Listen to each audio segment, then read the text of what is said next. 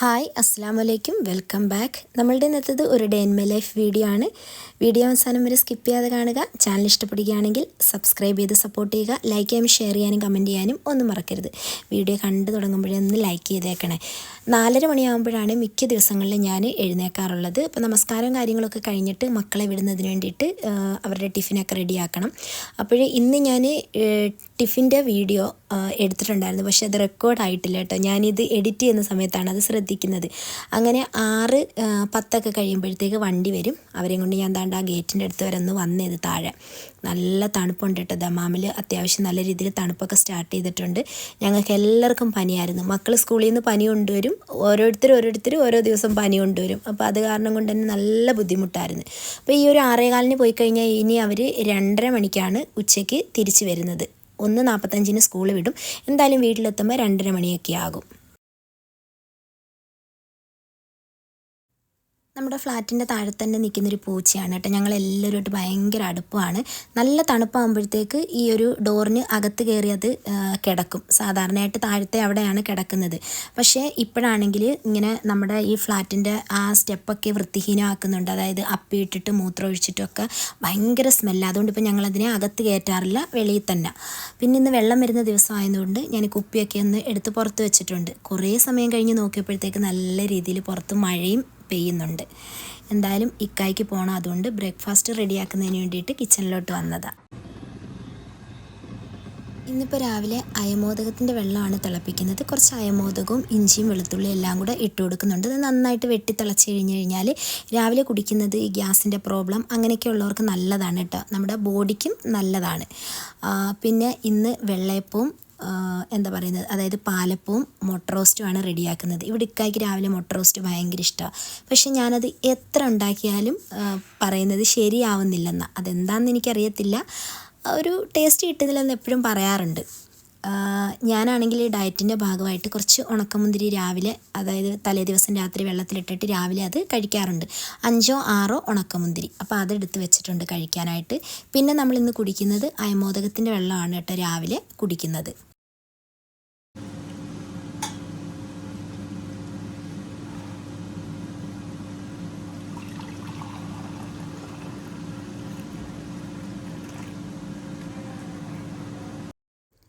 രാവിലെ എഴുന്നേറ്റ് കഴിഞ്ഞാൽ ഏത് ടൈപ്പ് വെള്ളം വേണമെങ്കിലും നമുക്ക് കുടിക്കാൻ കേട്ടോ. ചായ കാപ്പിയൊക്കെ അങ്ങ് ഒഴിവാക്കിയാൽ മതി.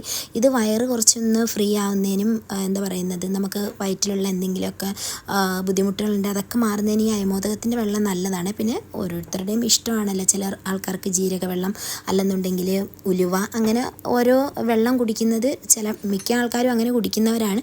നമ്മുടെ ഇഷ്ടത്തിനനുസരിച്ച് നമുക്കത് കുടിക്കാം. എന്തായാലും ഉള്ളി ഒന്ന് വാടി വന്നിട്ടുണ്ട്. അതിലേക്ക് ഞാനൊരു പകുതി തക്കാളി കൂടി ചേർത്ത് കൊടുക്കുന്നുണ്ട്. ഇവിടെ എപ്പോഴും ഉള്ളി, ഞാൻ എങ്ങനെയൊക്കെ ഉള്ളിക്കറി വെച്ചാലും ഞാൻ നേരത്തെ പറഞ്ഞില്ലയോ, ഇക്ക പറയുന്നത് അതെന്തോ എനിക്കറിയത്തില്ല, എന്തോ ഒരു ടേസ്റ്റ് പുള്ളിയുടെ നാവിലുണ്ട്, അതുപോലെ വരുന്നില്ലെന്നാണ്. പക്ഷേ ഞാൻ ഏറ്റവും ബെസ്റ്റാണ് ചെയ്യുന്നതെന്ന് എനിക്കറിയാം. എല്ലാവരും കഴിച്ചിട്ട് നല്ല അഭിപ്രായം പറയും. പക്ഷേ ഇക്ക പറയുന്നത് എത്ര ചെയ്തിട്ട് ശരിയാവുന്നില്ല എന്നിങ്ങനെ പറഞ്ഞുകൊണ്ടിരിക്കും. അതുകൊണ്ട് കണ്ട ഉള്ളിയൊക്കെ നന്നായിട്ട് ഒന്ന് വഴറ്റിയെടുക്കാനായിട്ട് ആൾ വന്നിട്ടുണ്ട് കിച്ചണിൽ. ഞാൻ ഉള്ളി വാടുന്നതിന് വേണ്ടിയിട്ട് കുറച്ച് ഉപ്പൊക്കെ ഇട്ട് കൊടുക്കുന്നുണ്ട്. പിന്നെ അതിലേക്ക് ആവശ്യമുള്ള മസാലപ്പൊടികളൊക്കെ ഒന്ന് ചേർത്ത് കൊടുക്കുക. സാദാ മസാലപ്പൊടികളാണ് ചേർത്ത് കൊടുക്കുന്നത്. അതായത് മഞ്ഞൾപ്പൊടി, മുളക് പൊടി, മല്ലിപ്പൊടി, ഗരം മസാല പൗഡർ. മിക്കപ്പോഴും ഞാൻ ഉള്ളി റോസ്റ്റ് ചെയ്യുമ്പോൾ അധികം മുളക് പൊടിയൊന്നും ഇടാറില്ല. പിന്നെ മുട്ട പുഴുങ്ങി എടുത്തിട്ടുണ്ട്.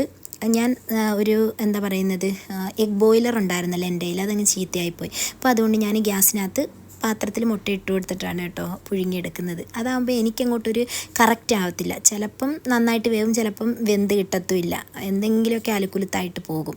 എന്തായാലും മുട്ടയും കൂടെ ഒന്ന് കട്ട് ചെയ്ത് ഞാൻ അതിൻ്റെ പുറത്തിട്ട് കൊടുക്കുന്നുണ്ട്. ലാസ്റ്റ് കുറച്ച് മല്ലിയില, കറിവേപ്പില ഒക്കെ ഒന്ന് ഇട്ട് കൊടുക്കണം. മല്ലിയിലയൊക്കെ ഇവിടെ ഇക്കായ്ക്ക് നിർബന്ധമാണ് കേട്ടോ. എങ്ങാനും കിച്ചണിൽ എന്തെങ്കിലും കുക്ക് ചെയ്യാൻ കയറുന്ന ദിവസം എന്തെങ്കിലുമൊക്കെ സാധനങ്ങൾ കാണത്തില്ല. എന്നോട് അതുണ്ടോ, ഞാൻ പറയില്ല. ഇതുണ്ടോ, ഇല്ല. അപ്പോൾ എന്നോട് ചോദിക്കുന്നത് എന്തുണ്ടെന്ന് ചോദിച്ചാൽ ഇല്ല എന്ന് പറയുമെന്ന്. അതായത് ഇലകൾ, മല്ലിയില, പുതിനയില, കറിവേപ്പില ഒന്നും ചിലപ്പോൾ കാണത്തില്ലല്ലോ. നമ്മളിതൊക്കെ ഇല്ലെങ്കിലും തട്ടിക്കൂട്ടിയൊക്കെ എല്ലാം ചെയ്യാറുണ്ട്. അപ്പോൾ ഇന്ന് എന്തായാലും ഭാഗ്യത്തിന് മല്ലിയിലയൊക്കെ ഉണ്ടായിരുന്നു, എല്ലാം ഇട്ടിട്ട് മുട്ടക്കറി സെറ്റാക്കി വെച്ചിട്ടുണ്ട്. ഇനി ഞാൻ അപ്പത്തിൻ്റെ മാവ് തലേ ദിവസം റെഡിയാക്കി വെച്ചിട്ടുണ്ടായിരുന്നു. അതിലേക്ക് കുറച്ച് ഉപ്പൊക്കെ ഇട്ട് കൊടുത്ത് ഒന്ന് സെറ്റാക്കി എടുക്കുന്നുണ്ട്.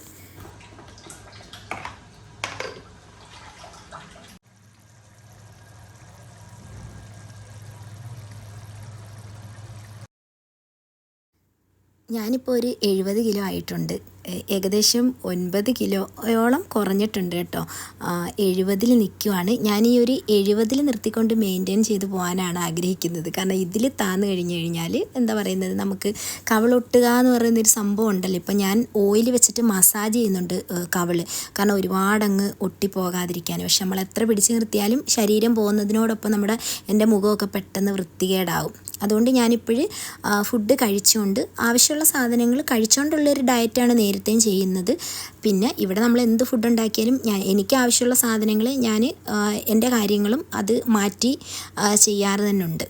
ഇന്നിപ്പോഴും മുട്ടയും അതേപോലെ തന്നെ അപ്പവും കഴിക്കാമെന്ന് വിചാരിക്കുക. രാവിലെ പ്രത്യേകിച്ച് വേറെ ഒന്നും ഉണ്ടാക്കുന്നില്ല. ക്വാണ്ടിറ്റി കുറച്ച് കഴിക്കുക എന്നുള്ളതാണ് കേട്ടോ.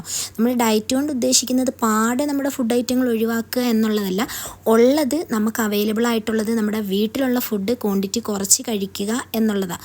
അതാകുമ്പോൾ നമുക്ക് എല്ലാത്തിനും ഒരു നിയന്ത്രണം വരും.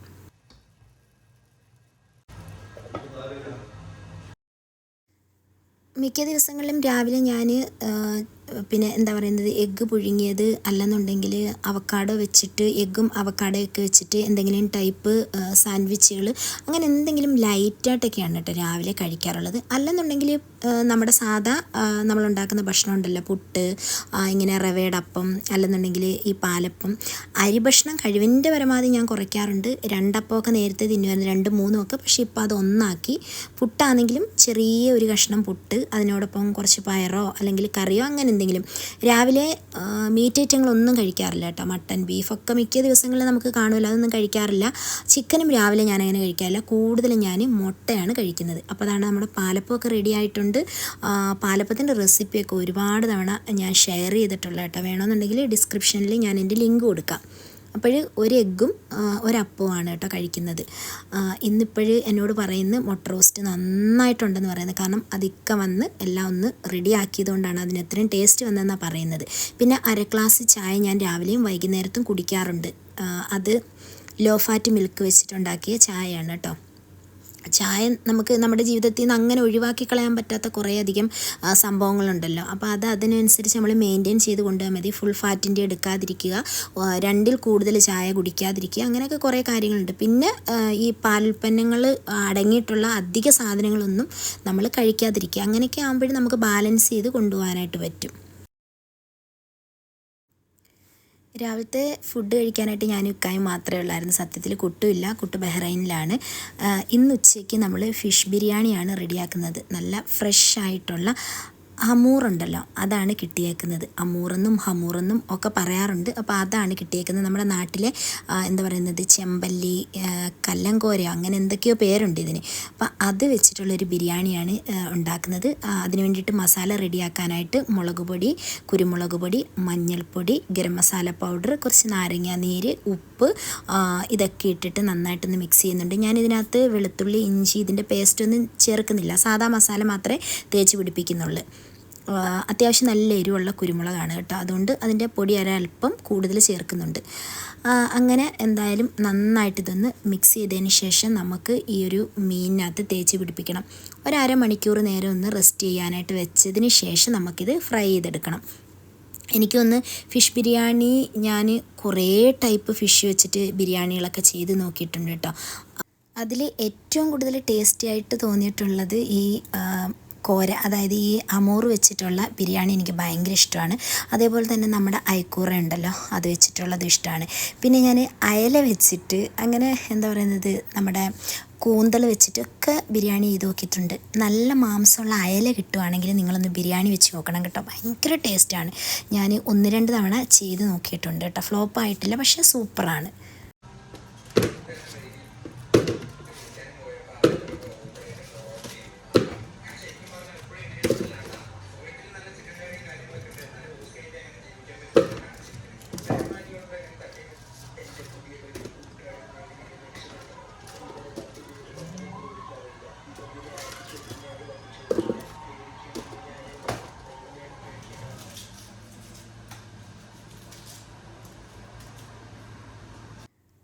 എനിക്ക് ശരിക്കും പറഞ്ഞു കഴിഞ്ഞാൽ ഇന്ന് ബിരിയാണി ഉണ്ടാക്കാനുള്ള മൂഡൊന്നും ഇല്ലായിരുന്നു. പിന്നെ ഈ മീൻ ഫ്രഷായിട്ട് കൊണ്ടുവന്നത് കൊണ്ടാണ് ബിരിയാണി വെക്കാമെന്ന് വിചാരിച്ചത്. പിന്നെ ഇക്കായ്ക്ക് ഫിഷ് ബിരിയാണി വേണമെന്ന് പറഞ്ഞ്. എന്താണെന്നറിയാമോ, എനിക്ക് നല്ല പനിയാണ്. ഞാൻ 2-3 ദിവസമായിട്ട് ഹോസ്പിറ്റലിൽ നിന്ന് പോയി പനിക്ക് ആൻറ്റിബയോട്ടിക്കും കാര്യങ്ങളൊക്കെ എടുത്തുകൊണ്ടിരിക്കുക. എൻ്റെ ഈ വായുടെ സൈഡ് ഭാഗത്ത്, അതായത് കവിളിൽ കുറേ ദിവസമായിട്ട് ഇങ്ങനെ പല്ല് തട്ടിയിട്ട് ഒരു മുറിവ് പോലെ ഇങ്ങനെ വന്നിട്ടുണ്ട്. അപ്പോൾ അതിനുള്ള ആൻറ്റിബയോട്ടിക്കും കൂടെ എടുക്കുന്നുണ്ട്. അപ്പോൾ അത് കാരണം കൊണ്ട് തന്നെ ഇങ്ങനെ നമുക്ക് ഒരു പനിയോ ബുദ്ധിമുട്ടോ ഒക്കെ വന്നു കഴിഞ്ഞാൽ കുക്ക് ചെയ്യാനൊക്കെ ഭയങ്കര മടിയാണെന്നില്ല. ഞാൻ പിന്നെ പോയി എനിക്ക് ദേഹം തണുത്തപ്പോൾ അതിന് പുറത്തൊന്ന് ഒരു എന്താ പറയുന്നത്, സ്വെറ്ററൊന്നും അല്ലാതൊരു കോട്ട് ഞാൻ എടുത്തിട്ടിട്ടുണ്ട്. കാരണം കിച്ചണിനകത്തൊക്കെ നല്ല തണുപ്പുണ്ട്.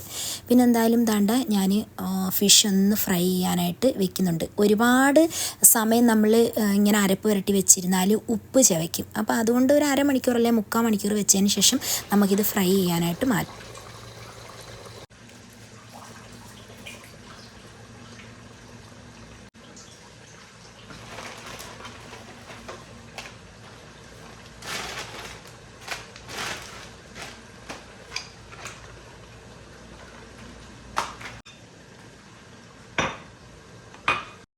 നമ്മൾ എല്ലാ 3 മാസം കൂടുമ്പോഴും നമ്മുടെ ബ്ലഡ് ടെസ്റ്റൊക്കെ നടത്തണമെന്നാണ് പറയുന്നത്, ഇല്ലേ, 30 വയസ്സ് കഴിയുമ്പോൾ തന്നെ. പക്ഷേ എനിക്ക് തോന്നുന്നു മിക്ക സ്ത്രീകളും 40 വയസ്സ് കഴിഞ്ഞ് ബോഡിയിൽ എന്തെങ്കിലുമൊക്കെ ഇഷ്യൂസും കാര്യങ്ങളൊക്കെ വരുമ്പോഴായിരിക്കും നമ്മൾ എന്താ പറയുന്നത് ടെസ്റ്റുകൾ നടത്താറുള്ളത്. അപ്പോൾ നമുക്ക് നാച്ചുറലായിട്ട് നമ്മുടെ ബോഡി എന്തെങ്കിലുമൊക്കെ നമുക്ക് വേണ്ടി പ്രൊഡ്യൂസ് ചെയ്യുന്ന ഒരു ടൈം കഴിഞ്ഞിട്ടുണ്ടെങ്കിൽ നമ്മളത് സപ്ലിമെൻ്റായിട്ട് എടുക്കണം. അതായത് വൈറ്റമിൻ ഇ അല്ലെങ്കിൽ ഡി, അങ്ങനെ പല സംഭവത്തിൻ്റെയും ഡെഫിഷ്യൻസി നമുക്ക് ഉണ്ടാവാറുണ്ട്. പക്ഷേ ഇതൊക്കെ നമ്മുടെ ബോഡി നാച്ചുറലായിട്ടാണ് നമുക്ക് തന്നുകൊണ്ടിരുന്നത്. അതൊരു സമയം കഴിയുമ്പോൾ നമുക്കത് കിട്ടാതാവും. മനസ്സിലായോ? അപ്പോഴും നമ്മൾ എന്ത് ചെയ്യണം, അതിന് പകരമായിട്ട് നമ്മൾ അത് നമ്മുടെ ബോഡിയിലേക്ക് കിട്ടത്തക്ക രീതിയിലുള്ള സപ്ലിമെൻറ്റ്സ് എടുക്കണമെന്ന് പറയുന്നത്. അതാ പറയുന്നത്, മൾട്ടി വിറ്റാമിൻ എടുക്കുക, അതേപോലെ തന്നെ അയണിൻ്റെ ടാബ്ലറ്റ്, അങ്ങനെ വൈറ്റമിൻ ഇ ടാബ്ലറ്റ്, അങ്ങനെ ഒരുപാട് ടാബ്ലറ്റുകളുണ്ടല്ലോ. ഇപ്പം ഞാനാണെങ്കിൽ 2 ടൈപ്പ് ടാബ്ലറ്റ് എടുക്കുന്നുണ്ട്. എൻ്റെ ഇതിന് വേണ്ടിയിട്ട് ഡോക്ടർ പറഞ്ഞിട്ട് ഞാൻ 2 ടൈപ്പ് വൈറ്റമിൻസിൻ്റെ ടാബ്ലറ്റ് എടുക്കുന്നുണ്ട്. അതേപോലെ തന്നെ ഇപ്പം ഞാൻ കഴിച്ചത് എൻ്റെ തൈറോയിഡിൻ്റെ ടാബ്ലറ്റ്, അതേപോലെ ഞാൻ പറഞ്ഞില്ല ആൻറ്റിബയോട്ടിക്, അത് ഇത്രയും ഞാനിപ്പോൾ കഴിച്ചിട്ടുണ്ട് രാവിലെ. പിന്നെ നമ്മൾ സപ്ലിമെൻറ്റ്സ് എടുക്കണമെന്ന് നിർബന്ധമൊന്നുമില്ല. അതിന് പകരമായിട്ട് നമുക്ക് വൈറ്റമിൻ ഡി ഉണ്ടാവണമെന്നുണ്ടെങ്കിൽ അതിനനുസരിച്ചുള്ള ഫുഡ് ഐറ്റം, അതേപോലെ ഇ ഉണ്ടാവണമെങ്കിൽ അതനുസരിച്ചുള്ള സി ഉണ്ടാവണമെങ്കിൽ അതനുസരിച്ചുള്ള ഒരുപാട് ഫുഡ് ഐറ്റങ്ങളുണ്ട്. അത് നമ്മൾ കഴിക്കുക. പക്ഷേ അത് കഴിക്കുമ്പോഴും ചിലപ്പോൾ നമ്മുടെ ശരീരത്തിൽ ഇതൊന്നും കിട്ടിക്കോണമെന്നില്ല. അതിന് പകരമായിട്ടാണ് നമ്മൾ ഈ സപ്ലിമെൻറ്റ്സ് എടുക്കുന്നത്. ഒരു ഏജ് കഴിയുമ്പോൾ സപ്ലിമെൻറ്റ്സ് എടുക്കുന്നത് നല്ലത് തന്നെ, നമ്മളുടെ ബോണിനും നമ്മളുടെ ബ്രെയിനിനും നമ്മളുടെ ഹെൽത്തിനും ഒക്കെ. എനിക്ക് തോന്നുന്നു 40 കഴിയുമ്പോൾ തന്നെ ഒരുവിധം ഇഷ്യൂസുമായിട്ടായിരിക്കും നമ്മൾ നടക്കുന്നത്. അപ്പോൾ അതൊക്കെ കുറച്ച് നാളത്തേക്കെങ്കിലും ഒന്ന് പ്രിവെൻറ്റ് ചെയ്യാൻ നമ്മളിങ്ങനെയുള്ള സപ്ലിമെൻറ്റ്സ് എടുക്കുന്നത് നല്ല. പക്ഷേ ഒന്നും നിങ്ങൾ സ്വന്തമായിട്ട് ചെയ്യരുത്. ഒരു ഡോക്ടറെ കാണുക, 3 മന്ത് ആകുമ്പോഴത്തേക്ക് ഫുൾ ബോഡി ചെക്കപ്പ് ചെയ്യുക, നമ്മളുടെ യൂട്രസ് ചെക്ക് ചെയ്യുക, ഇൻറ്റേർണലായിട്ടുള്ള എല്ലാ ഇതും ഒന്ന് ചെക്ക് ചെയ്യുക. ഒരു 3 മാസം കൂടുമ്പോൾ അല്ലെങ്കിൽ 6 മാസം കൂടുമ്പോൾ എന്തായാലും നിർബന്ധമായിട്ടും സ്ത്രീകൾ ഇതൊക്കെ ചെയ്തിരിക്കണം. എന്തെങ്കിലുമൊക്കെ ബുദ്ധിമുട്ടുണ്ടെങ്കിൽ നമുക്കത് മുന്നേ അറിയാനായിട്ട് പറ്റും.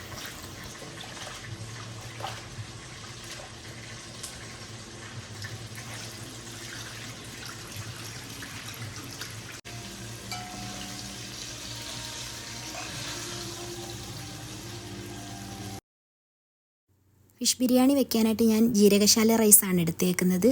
കൈമ റൈസ് എന്നൊക്കെ പറയുമല്ലോ, അതൊന്ന് വാഷ് ചെയ്തിട്ട് കുതിരാനായിട്ട് വെച്ചിട്ടുണ്ട്. ഒരു 10 മിനിറ്റ് വെച്ച് കൊടുത്താൽ മതി.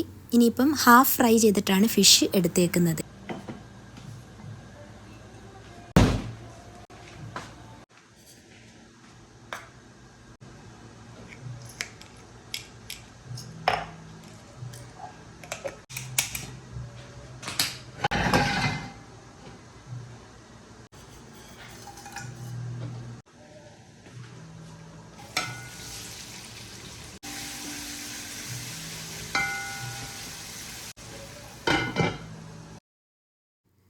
നമ്മൾ പാത്രം വെച്ച് കൊടുത്ത് ഓയിൽ ഒഴിച്ചു കൊടുത്തതിന് ശേഷം അതിലേക്ക് ഗരം മസാല ഐറ്റങ്ങളൊക്കെ ഇട്ട് കൊടുത്ത് സവാള ഉള്ളി ഇട്ട് കൊടുക്കുന്നുണ്ട്.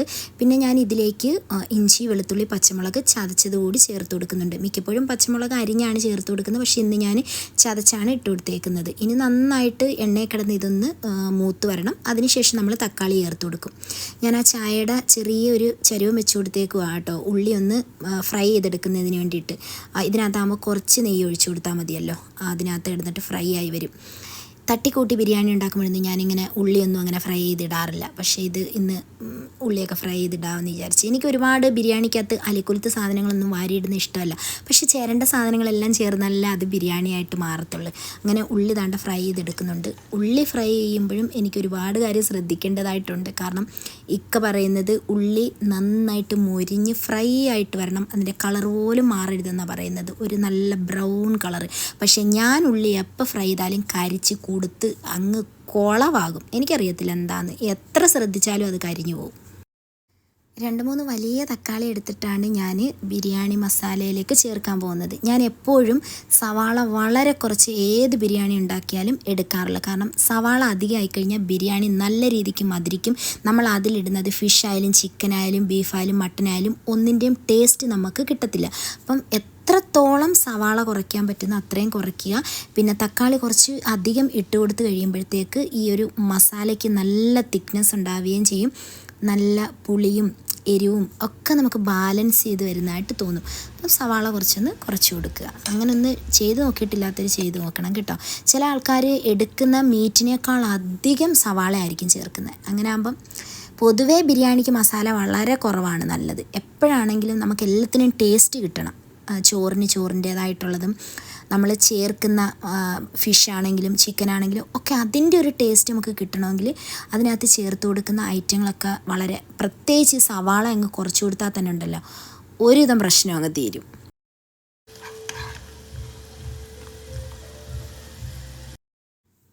ഫിഷിന് അരപ്പ് പുരട്ടിയതിൻ്റെ ബാലൻസ് കുറച്ച് മസാല ഉണ്ടായിരുന്നു, അത് ഞാൻ ഇതിലേക്ക് ചേർത്ത് കൊടുക്കുന്നുണ്ട്. പിന്നെ ബിരിയാണി വെക്കുമ്പോഴും നമ്മൾ എപ്പോഴും ശ്രദ്ധിക്കേണ്ടതെന്ന് അറിയാമോ, നമ്മളുടെ ഉള്ളി, തക്കാളി, ഇഞ്ചി, വെളുത്തുള്ളി ഇതൊക്കെ നന്നായിട്ട് വെന്ത് ഉടഞ്ഞ് നല്ല എണ്ണ തെളിയുന്ന സമയത്ത് മാത്രമേ നിങ്ങൾ ഇതിലേക്ക് മസാലപ്പൊടികൾ ചേർത്ത് കൊടുക്കാവുള്ളൂ. ഞാൻ ഇതിനകത്ത് പ്രത്യേകിച്ച് ഒന്നും ചേർത്ത് കൊടുക്കുന്നില്ല. കുറച്ച് കുരുമുളക് പൊടിയും ഗരം മസാല പൗഡറും മഞ്ഞൾപ്പൊടിയും മാത്രമേ ചേർക്കുന്നുള്ളൂ. ചില ആൾക്കാർ ഫിഷ് ബിരിയാണി ചേർക്കും, മുളക് പൊടി മല്ലിപ്പൊടിയും ഒക്കെ ചേർക്കും. ഞാനിതൊന്നും ചേർക്കാറില്ല. ടേസ്റ്റൊന്നും ഒരു കുറവും വരത്തില്ല കേട്ടോ, അടിപൊളി ടേസ്റ്റാണ്. ഇനി ആ മസാല, ആ പൊടികളൊക്കെ കിടന്ന് പച്ച ചെവയെന്ന് മാറിക്കഴിയുമ്പോഴത്തേക്ക് ഇതിലേക്ക് 2 സ്പൂൺ തൈര് ചേർത്ത് കൊടുക്കുന്നുണ്ട്. തൈര് വളരെ കുറച്ച് മതി, കാരണം തക്കാളി ചേർത്ത് കൊടുത്തതുകൊണ്ട് അത്യാവശ്യം പുളിയുണ്ട്. വേണമെന്നുണ്ടെങ്കിൽ നാരങ്ങ നീര് നമുക്ക് ചേർത്ത് കൊടുക്കാം, അതൊക്കെ ഓരോരുത്തരുടെ ഇഷ്ടമാണ്. തൈര് ചേർത്ത് കൊടുക്കുമ്പോൾ തന്നെ മസാല നല്ല നല്ല കുറുകി നല്ല സെറ്റായിട്ട് വരും. പിന്നെ ഇതിലേക്ക് ആവശ്യത്തിന് മല്ലിയില പുതിനയിലയൊക്കെ ഇട്ട് കൊടുത്ത് ഇതിനകത്ത് കിടന്ന് വെന്ത് വരണം. അതിനുശേഷം നമ്മൾ ഫ്രൈ ചെയ്ത് വെച്ചേക്കുന്ന ഒരു ഫിഷ് ഉണ്ടല്ലോ ഇതിനെ പുറത്തെടുത്ത് നിരത്തി കൊടുക്കുക.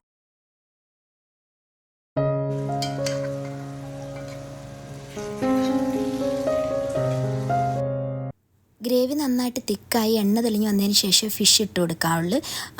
ചില അറിഞ്ഞുകൂടാത്ത ആൾക്കാർക്ക് വേണ്ടി ഞാൻ പറയുക, ഇനി ഈ ഫിഷ് ഒന്ന് ജ്യൂസി ആയിട്ട് ഈ മസാലയൊക്കെ പിടിക്കണമെന്നുണ്ടെങ്കിൽ കുറച്ച് ചൂടുവെള്ളം ഒന്ന് കയ്യിലെടുത്ത് ഇതിൻ്റെ പുറത്തൊന്ന് ജസ്റ്റ് കുടഞ്ഞു കൊടുക്കുക. അതിനുശേഷം അടച്ച് വെക്കുക. അപ്പോൾ ആ ഒരു ആവി വെള്ളത്തിലിരുന്നിട്ട് ഇതൊന്നുകൂടെ അങ്ങ് സെറ്റാകും.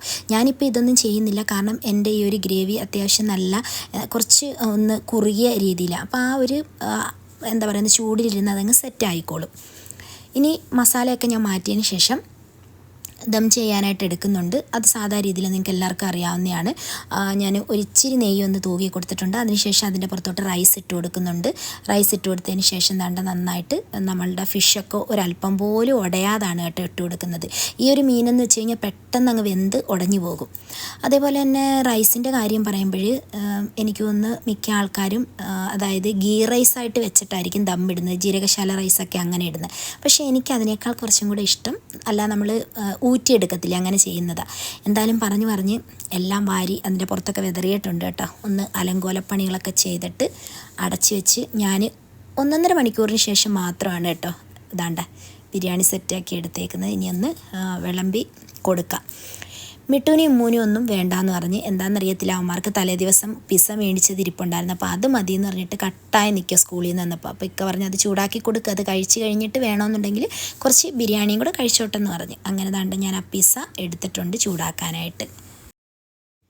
എനിക്ക് തോന്നുന്നു നമ്മുടെ വീട്ടിലെ മക്കളൊക്കെ എല്ലാവരും ഇങ്ങനെയൊക്കെ തന്നെ ആയിരിക്കും. തലേ ദിവസം എന്തെങ്കിലുമൊക്കെ പിസ്സ, ബ്രോസ്റ്റഡ് ഇതൊക്കെ ബാക്കി വരുവാണെങ്കിൽ പിറ്റേന്ന് അവർക്ക് മുൻഗണന അത് ചൂടാക്കി കഴിക്കുക എന്നുള്ളതാണ് അല്ലേ. അപ്പോൾ എന്തായാലും അത് ചൂടാക്കി കൊടുത്തിട്ടുണ്ട്. പിന്നെ നിർബന്ധിച്ചതുകൊണ്ട് കുറച്ച് ബിരിയാണി കഴിച്ച് അടിപൊളി ബിരിയാണിയായിരുന്നു കേട്ടോ, പറയാതിരിക്കാൻ പറ്റത്തില്ല. അടിപൊളി ബിരിയാണിയായിരുന്നു. പിന്നെ നിങ്ങൾക്ക് എല്ലാവർക്കും ഒരു സംശയം കാണും, ഈ ഡയറ്റ് ചെയ്യുന്നവർക്ക് ഈ ബിരിയാണി കഴിക്കാൻ പറ്റുമോ, സാധാ റൈസ് കഴിക്കാൻ പറ്റുമോ എന്നൊക്കെയുള്ളത്. ഞാൻ പറഞ്ഞല്ലോ, ക്വാണ്ടിറ്റി കുറച്ച് കഴിച്ചു കഴിഞ്ഞാൽ നമുക്ക് ജീവിതകാലം മൊത്തം അഡ്ജസ്റ്റ് ചെയ്ത് പോകാനായിട്ട് പറ്റും. നമ്മുടെ ശരീരം എന്താണോ ആഗ്രഹിക്കുന്നത്, എനിക്കിപ്പോൾ ബിരിയാണി കഴിക്കണമെന്നൊരാഗ്രഹം വന്നാൽ നമ്മളത് കഴിക്കുക എന്നുള്ളതേ ഉള്ളൂ. നമ്മുടെ ശരീരം ആഗ്രഹിക്കുന്ന സാധനമല്ല നമ്മൾ കൊടുക്കുന്നതെന്നുണ്ടെങ്കിൽ നമുക്ക് പെട്ടെന്നൊരു മടുപ്പ് വരും. ആ സമയം നമുക്ക് ഇഷ്ടമുള്ളതൊക്കെ ക്വാണ്ടിറ്റി കുറച്ചിട്ട് നമ്മൾ കഴിച്ചു നോക്കുക. വളരെ കുറച്ച് റൈസ്, ഒരു കഷ്ണം ഫിഷ് അല്ലെങ്കിൽ ഒരു കഷ്ണം ചിക്കൻ, പിന്നെ കുറച്ച് സലാഡ്, കുറച്ച് തൈര്, ഇതൊക്കെ നമ്മൾ കഴിക്കുന്നത് കൊണ്ട് യാതൊരു കുഴപ്പമില്ല കേട്ടോ. കാർബ്സ് വളരെ കുറയ്ക്കുക എന്നുള്ളത് മാത്രമേ ഉള്ളൂ. അതേപോലെ തന്നെ ഞാൻ ഇന്ന് ചോറ് കഴിച്ചിട്ടില്ല കേട്ടോ ഉച്ചയ്ക്ക്. കാരണം രാത്രിയിൽ എനിക്കിഷ്ടമുള്ള എന്തെങ്കിലും ഒന്ന് കഴിക്കണം പുറത്ത് പോകുമ്പോൾ, അതുകൊണ്ടാണ് ഞാൻ ചോറ് കഴിക്കാതിരുന്നത്. ഇന്ന് ഞാൻ കഴിക്കാനായിട്ട് ഉണ്ടാക്കിയത് ഈ കുക്ക് ചെയ്തൊരു സലാഡാണ്, പനീറൊക്കെ ഇട്ടിട്ടുള്ള, ബ്രക്കോളി, വെൽ പെപ്പർ, ക്യാരറ്റൊക്കെ ഇട്ടിട്ടുള്ളത്. അത് ഞാൻ എല്ലാവർക്കും കൂടിയിട്ടാണ് ചെയ്തത്, ഇക്കായ്ക്കും മക്കൾക്കും എനിക്കും എല്ലാവർക്കും കൂടിയിട്ടാണ് ചെയ്തേക്കുന്നത് കേട്ടോ. ഞാൻ കുക്ക് ചെയ്ത് അങ്ങനെ ഒന്നും ഫ്രിഡ്ജിൽ വെക്കാറില്ല, കുക്ക് ചെയ്ത് അപ്പം തന്നെ കഴിക്കുക എന്നുള്ളതേ ഉള്ളൂ. ഈസി ആയിട്ടുള്ള ഒരു റെസിപ്പിയാണ്, വയറ് നല്ല ഫില്ലാവും, ഡയറ്റ് ചെയ്യുന്നവർക്കൊക്കെ ഒരുപാട് ഉപകാരപ്പെടും. ആർക്കെങ്കിലും വേണമെന്നുണ്ടെങ്കിൽ പറഞ്ഞാൽ മതി, ഞാനത് റെസിപ്പി വീഡിയോ ആയിട്ട് ചെയ്യാം.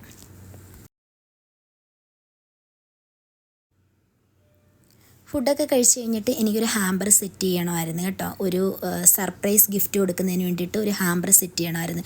അപ്പം ഫ്രഷ് ഫ്ലവറും പിന്നെ അവർ റിക്വയർമെൻറ്റ്സ് അനുസരിച്ച് പറഞ്ഞിട്ടുള്ള കുറച്ച് സാധനങ്ങളൊക്കെ ആഡ് ചെയ്തിട്ടുള്ള ഒരു സർപ്രൈസ് ആനിവേഴ്സറി ഗിഫ്റ്റാണ്. നാട്ടിൽ നിന്ന് വിളിച്ച് പറഞ്ഞിട്ട് നമ്മളിവിടെ സെറ്റ് ചെയ്യുന്നതാണ് കേട്ടോ. അങ്ങനെ ഇത് സൗദി അറേബ്യയിൽ എവിടെ വേണമെങ്കിലും നമ്മൾ ഈ ഗിഫ്റ്റ് എത്തിച്ചു കൊടുക്കുന്നതായിരിക്കും. ഇങ്ങനെ ചെയ്തിട്ട് അതിപ്പോൾ ആനിവേഴ്സറി ആവട്ടെ, ബർത്ത്ഡേ ആവട്ടെ, പിന്നെ എങ്ങനെയുള്ള ഗിഫ്റ്റ് ആണെങ്കിലും നമ്മളത് ചെയ്തു കൊടുക്കും കേട്ടോ. അപ്പം നിങ്ങൾക്ക് ആർക്കെങ്കിലും ഇങ്ങനെ താല്പര്യം ഉണ്ടെന്നുണ്ടെങ്കിൽ ഞാൻ ഡിസ്ക്രിപ്ഷനിൽ നമ്പർ കൊടുക്കാം, നിങ്ങൾ ആ നമ്പറിൽ കോൺടാക്റ്റ് ചെയ്താൽ മതി. വാട്സപ്പ് ത്രൂ മാത്രമേ ഉള്ളൂ കേട്ടോ, അല്ലാതെ കോൾ ചെയ്യുകയൊന്നും ചെയ്യരുത്. വാട്സപ്പിൽ നിങ്ങൾ മെസ്സേജ് ആക്കിയാൽ മതി കേട്ടോ. അപ്പോൾ നമ്മളെങ്ങനെ എന്തുവാന്നുള്ളതൊക്കെ പറയും. അപ്പോൾ അതിൻ്റെ അറിയാമല്ലോ, ഗിഫ്റ്റൊക്കെ സെറ്റ് ചെയ്യണമെന്നുണ്ടെങ്കിൽ കുറേ ടൈം എടുക്കും. റോസ, അതായത് ഫ്രഷ് റോസസ് വെച്ചിട്ടാണ് നമ്മൾ ചെയ്തേക്കുന്നത്, നമ്മുടെ ഷോപ്പിൽ നിന്ന് കൊണ്ടുവന്ന റോസാണ് കേട്ടോ. അപ്പോൾ അതൊക്കെ വെട്ടിക്കണ്ടിച്ച് കുറേ സംഭവങ്ങളൊക്കെ ടേബിളിൻ്റെ പുറത്ത് പരതി കിടപ്പുണ്ടായിരുന്നു. ഇപ്പം ഞാൻ ഇനിയിപ്പോൾ അതെല്ലാം ഒന്ന് ക്ലീൻ ആക്കണം. ക്ലീൻ ആക്കി കഴിഞ്ഞിട്ട് അവർ പറഞ്ഞ ടൈമിൽ തന്നെ നമ്മളത് അവിടെ കൊണ്ടുപോയി കൊടുക്കണം, അതാണ് ഇമ്പോർട്ടൻറ്റ്. അപ്പോൾ അവരൊരു ടൈം പറഞ്ഞിട്ടുണ്ട്, ആ ടൈമിൽ ഇപ്പോൾ നമ്മൾ പോവും. വസിയും ഞാനും കുട്ടും കൂടെ പോകുന്നത് കേട്ടോ. തൊട്ടടുത്ത് തന്നെയാണ്, പറഞ്ഞു വന്നപ്പോൾ ലൊക്കേഷൻ കിട്ടിയപ്പോൾ നമ്മുടെ വീടിൻ്റെ തൊട്ടടുത്താണ്. അപ്പം എന്തായാലും ഇനി എല്ലാം ഒന്ന് ക്ലീൻ ആക്കിയിട്ടല്ല പോകാൻ പറ്റത്തുള്ളൂ.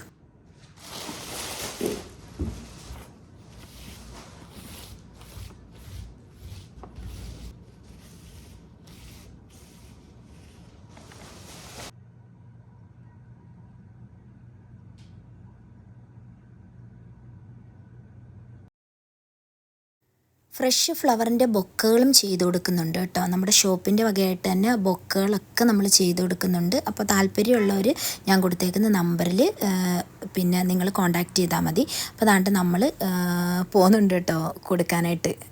ഒരു ഫ്രണ്ടിൻ്റെ നമ്പറായിരുന്നു തന്നിരുന്നത്, പക്ഷേ ഫ്രണ്ടിനെ ആ ടൈമിൽ വിളിച്ചപ്പോൾ കിട്ടിയില്ല. പിന്നെ ഈ സർപ്രൈസ് പുള്ളിക്കാരന് ഡയറക്റ്റ് തന്നെ കൊടുക്കുവാണ് കേട്ടോ. പക്ഷേ പുള്ളിക്ക് നമ്മൾ വിളിച്ചപ്പോൾ തന്നെ എന്തോ മനസ്സിലായെന്ന് തോന്നി കേട്ടോ. പിന്നെ കുറച്ച് ഷൈ ആയിരുന്നു, പ്രതീക്ഷിക്കുന്നില്ലല്ലോ ആൾക്കിങ്ങനെ ക്യാമറ നമ്മൾ വീഡിയോ എടുക്കുന്നതൊക്കെ കണ്ടപ്പോഴത്തേക്ക് ആളാകെ ഒന്ന് ഷൈ ആയിട്ടുണ്ടായിരുന്നു. വെഡ്ഡിങ് ആനിവേഴ്സറി ആയിരുന്നു, എനിക്ക് തോന്നുന്നു 15ാമതായിരുന്നെന്ന് തോന്നുന്നു. അങ്ങനെ എന്തായാലും ഹാപ്പിയായി വിളിച്ച് പറഞ്ഞ് നമ്മൾ കറക്റ്റായിട്ട് സെറ്റാക്കിയിട്ട് കൊടുത്തിട്ടുണ്ട്.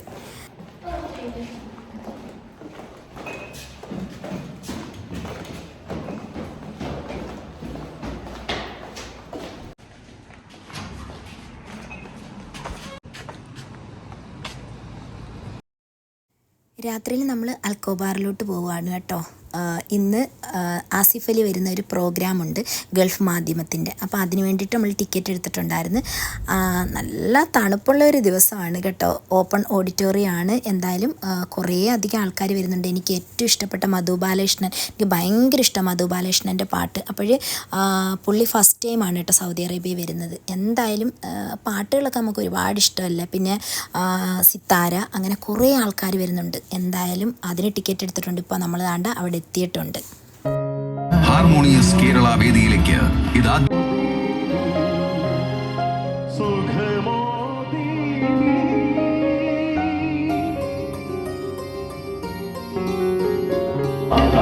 സംഗീതം